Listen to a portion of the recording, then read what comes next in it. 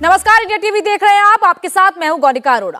पहले महाराष्ट्र, गुजरात, फिर बंगाल, बिहार और अब यूपी। त्योहार पर शहर शहर साजिश के पत्थर चल रहे हैं। हिंसा का दौर थमा भी नहीं था कि हनुमान जयंती से पहले फिर कुछ शहरों में साजिश के पत्थर चले। माहौल गरमाया, लेकिन समय रहते पुलिस ने हालात पर काबू कर लिया। केंद्र सरकार रामनवमी के दंगों के बाद फुल अलर्ट मोड पर है। आज होम मिनिस्टर अमित शाह ने सभी स्टेट्स को एडवाइजरी जारी कर दी और क्लियर कर दिया कि अगर कुछ हुआ तो जिम्मेदारी लेनी होगी। वहीं बिहार में दंगों को लेकर नीतीश एक्शन के बजाय बीजेपी को ही टारगेट कर रहे हैं। आज नीतीश ने सीधे अमित शाह को निशाने पर लिया और ओवैसी को बीजेपी का एजेंट तक बता दिया। तो क्या रामनवमी के बाद हनुमान जयंती पर दंगे वाली स्क्रिप्ट रेडी है? हिंदुओं के त्योहारों को कौन टारगेट कर रहा है? क्या है इस सब के पीछे का एजेंडा? समझिए आप इस रिपोर्ट से।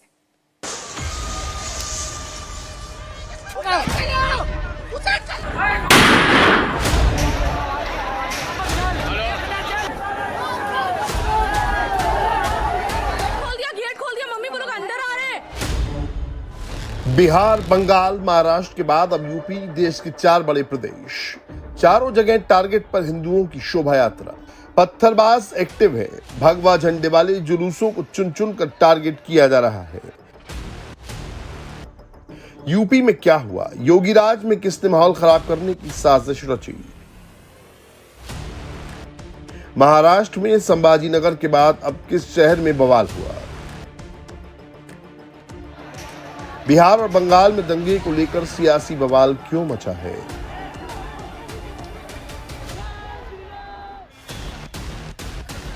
इसकी एक एक डिटेल आपको दिखाएंगे, लेकिन उससे पहले देश की राजधानी दिल्ली के जहांगीरपुरी की ये लेटेस्ट तस्वीरें देखिए। जहांगीरपुरी में दिल्ली पुलिस हाई अलर्ट पर है। चप्पे चप्पे पर नजर रखी जा रही है।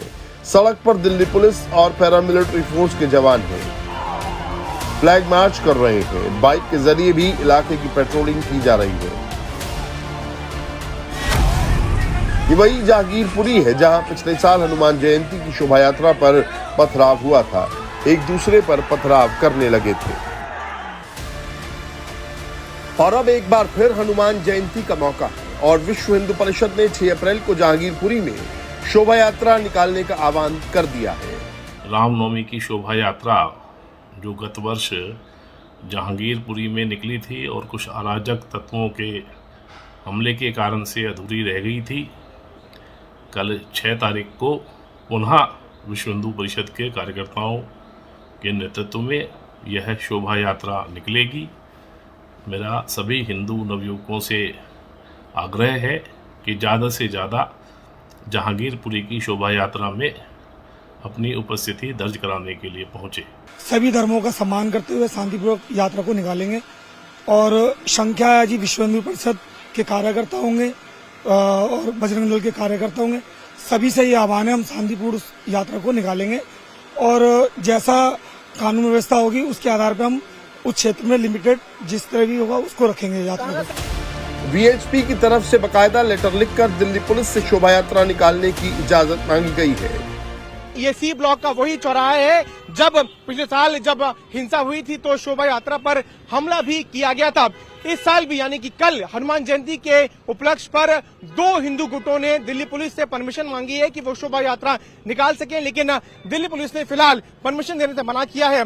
आपको बता दें कि पिछले साल जब हिंसा हुई थी उसके बाद इसी इलाके में सी ब्लॉक पर 2 चौकियां, दिल्ली पुलिस की 2 चौकियां जो है वो बना दी गई है। ठीक मेरे पीछे आप वो चौकी देख सकते हैं, इसी चौराहे के पास जहां पर हिंसा हुई थी, जहां पर पत्थरबाजी हुई थी, अब दिल्ली पुलिस की चौकी है। और उसकी मेरे दाएं तरफ भी अगर मैं अपने कैमरा पर्सन कुलदीप को कहूं तो देखिए सामने भी चौकी बना दी गई है। तो अलग अलग तरह की 2 चौकियां जो है वो यहाँ पर इस वक्त दिल्ली पुलिस ने बना दी है। कल हनुमान जयंती के उपलक्ष्य पर 2 गुटों ने परमिशन मांगी है जिसको मना कर दिया गया, लेकिन वीएचपी के वरिष्ठ नेता सुरेंद्र गुप्ता ने आज ये कहा कि जितने भी लोग हैं, जो जितने भी हिंदू नवयुवक हैं, वो ज्यादा से ज्यादा संख्या में पहुंचकर कल होने वाली शोभा यात्रा में हिस्सा लें। जहांगीरपुरी के सी ब्लॉक में शोभा यात्रा निकालने की तैयारी है तो जी ब्लॉक में 2 तारीख से कलश यात्रा निकाली जा रही है, लेकिन लॉ एंड ऑर्डर को देखते हुए यहाँ भी पुलिस की पाबंदियां हैं। ये जहांगीरपुरी का जी ब्लॉक इलाका है जहां पर कलश यात्रा निकाली गई। ये कलश यात्रा 2 तारीख को शुरू हुई और इसका समापन 9 तारीख को किया जाएगा। जहांगीरपुरी के अलग अलग इलाकों में ये कलश यात्रा जारी है। पहले मैं आपको तस्वीरें दिखाऊं किस तरह से आप देख सकते हैं अलग अलग कलश जो है वो यहाँ पर रखे हुए हैं और कई सारे जो कार्यकर्ता हैं वो इस तरह की कलश यात्रा में शामिल होते हैं। दिल्ली पुलिस ने ये साफ कह दिया है यहाँ पे लोगों को कि वो कुछ एक सीमित जगह तक ही कलश यात्रा निकाल सकते हैं। रामनवमी के उपलक्ष्य पर भी लगभग 150 से 200 मीटर का इलाका ही दिल्ली पुलिस ने कहा था कि आप वहां पर यात्रा निकाल सकते हैं। हमारे साथ सुनील शील मौजूद हैं जो श्री केशव बांके बिहारी मित्र मंडल के कार्यकर्ता भी यहीं से समझते हैं कि एक यात्रा कब शुरू हुई और कब खत्म होने वाली है और पुलिस ने इसको लेकर किस तरह की परमिशन दी है। हमें एक सीमित क्षेत्र दे दिया गया था कि क्षेत्र में आप अपनी कलश यात्रा निकालते हैं, जो कि हमने 2 तारीख को 2 अप्रैल को सुबह कलश यात्रा निकाली। उसके बाद जितना भी एरिया उन्होंने दिया था वो हमने कवर किया, बड़े आराम से कलश यात्रा यहाँ पे निकाली। कहीं ना कहीं आप देख सकते हैं किस तरह से दिल्ली पुलिस ने जो है डायरेक्शंस इशू किए हैं, गाइडलाइंस इशू की है। साथ में ये भी कहा है कि लोग जो है एक सीमित जगह तक ही यात्रा निकाल सकते हैं। ये यहाँ पर इस जगह पर श्रीमद् भगवत गीता का पाठ भी चल रहा है जो 9 तारीख तक लगातार चलता रहेगा। शोभा यात्रा को लेकर दिल्ली पुलिस क्यों फूंक फूंक कर कदम रख रही है? जहांगीरपुरी में दिल्ली पुलिस अभी से ही क्यों हाई अलर्ट पर है? इसका ट्रेलर महाराष्ट्र के अहमदनगर और नंदुरबार में दिखा।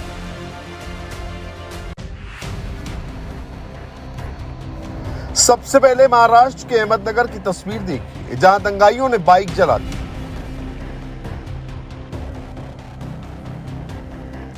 कार में तोड़फोड़ की, पथराव में कार के शीशे फूट गए।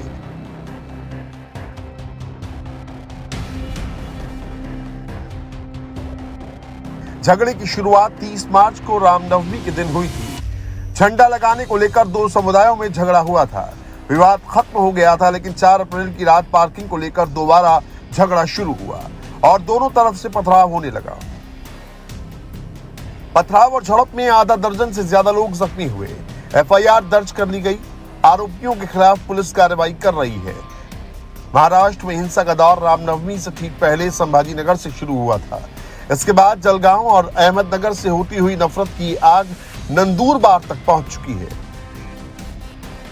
नंदुरबार में धार्मिक टिप्पणी को लेकर 2 गुटों में मारपीट हुई, बोतल से हमला किया गया और 2 व्हीलर में तोड़फोड़ हुई। 4 अप्रैल की रात ऐसा ही बवाल यूपी के उन्नाव जिले में भी हुआ। लखनऊ से महज 60 किलोमीटर दूर उन्नाव के कुसैला गांव में 2 गुटों के बीच जमकर पत्थरबाजी हुई। उन्नाव में भी मामला वही निकला। झगड़ा 30 मार्च को रामनवमी की शोभा यात्रा के रंग और गुलाल उड़ाने को लेकर हुआ और रंजिश 4 अप्रैल की रात निकाली गई। इस समय हम उन्नाव के शफीपुर गांव के कुसैला इलाके में मौजूद हैं और कुसैला इलाके में जिस तरीके से देर रात 2 पक्षों के बीच तनाव हुआ, जिस तरीके से पत्थरबाजी हुई, उसके बाद गांव का माहौल निश्चित तौर पर टेंस्ड है। हालांकि पुलिस का डिप्लॉयमेंट यहां पर किया गया है, पुलिस और पीएसी का यहां पर डिप्लॉयमेंट किया गया है ताकि पूरे हालात पर पूरी तरीके से न सिर्फ कंट्रोल रखा जा सके बल्कि कानून व्यवस्था जिस तरीके से कल देर रात यहां पर बिगड़ी थी और उसके बाद पुलिस ने मौके पर पहुंचकर चीजों को कंट्रोल किया है।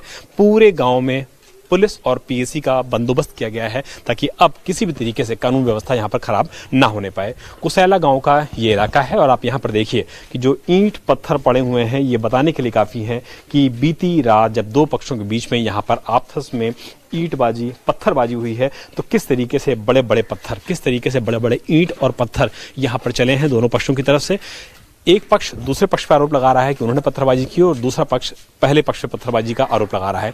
निश्चित तौर पर इस विवाद की जो शुरुआत है वो लोगों का कहना है कि जब रामनवमी का पर्व आया था उस दौरान बताया जाता है कि जो लोग यहाँ से गुलाल और रंग उड़ाते हुए जा रहे थे वो मस्जिद पे जाता है और उसके बाद नाराजगी व्यक्त की जाती है मस्जिद की तरफ से और निश्चित तौर पर इस मामले में पहले समझौता भी हो जाता है। लेकिन लोगों का कहना है कि वही गुस्सा कल निश्चित तौर पर निकला है जब दोनों पक्षों के लोग बीच सामने में फिर से विवाद हुआ है, फिर से वो आमने सामने आए हैं और उसके बाद निश्चित तौर पर यहाँ पर पूरा मामला सामने आया है। मुस्लिम पक्ष का आरोप है कि हिंदू पक्ष की तरफ से शोभा यात्रा में जानबूझकर मस्जिद परिसर में रंग फेंका गया, जिसके बाद झगड़ा शुरू हो गया।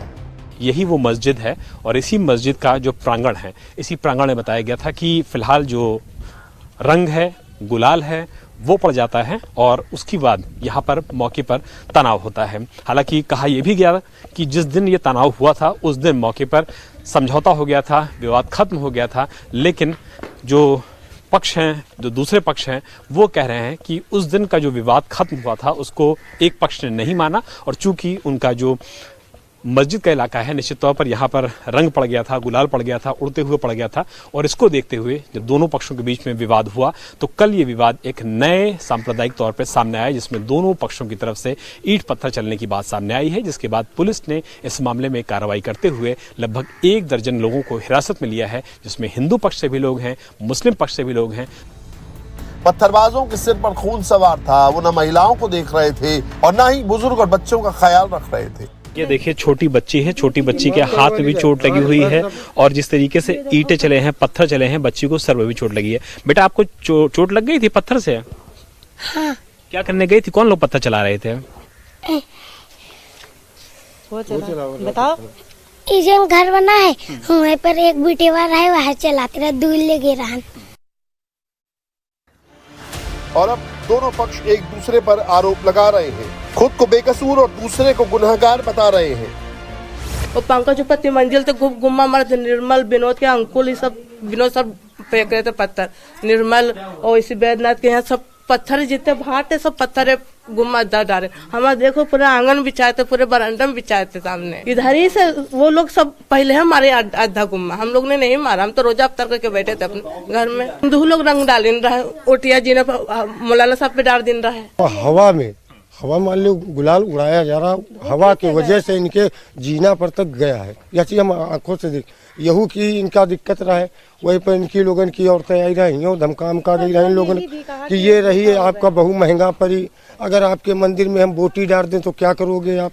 तो यहू चीज की बात उठाए। भाई हम बोटी तो नहीं डरा रहे, ना हम कोई गुलाल नहीं डरा, मान लो धोखे से कहीं से भी जा सकती है वक्त, वही पर यहाँ इनके लोगों ने रंजन है। ये कल अपन निस्तारण की नहीं चीज किया। गुलाल चला भाई, धोखे में कोई जान में तो गया नहीं था, हम लोग गलती भी मान रहे थे। तो अब ये क्या है विवाद हुआ, बस दोनों के बीच में समझौता हो गया था। फिर कोई बात नहीं, मूल ये लोग नहीं अपना मान पाए कि ये लोग सोचें कि जान के फेंका गया है, बस मेन बात यही है। ये लगभग 1 बजे के करीब था और मैं उस वक्त नहा रहा था। यहाँ पे जुलूस करीब 10 से 15 मिनट हाई हल्ला हो। इंडिया टीवी हर वक्त हर जगह डाउनलोड करने के लिए सर्च करें India TV news Google play store या ऐप स्टोर पर।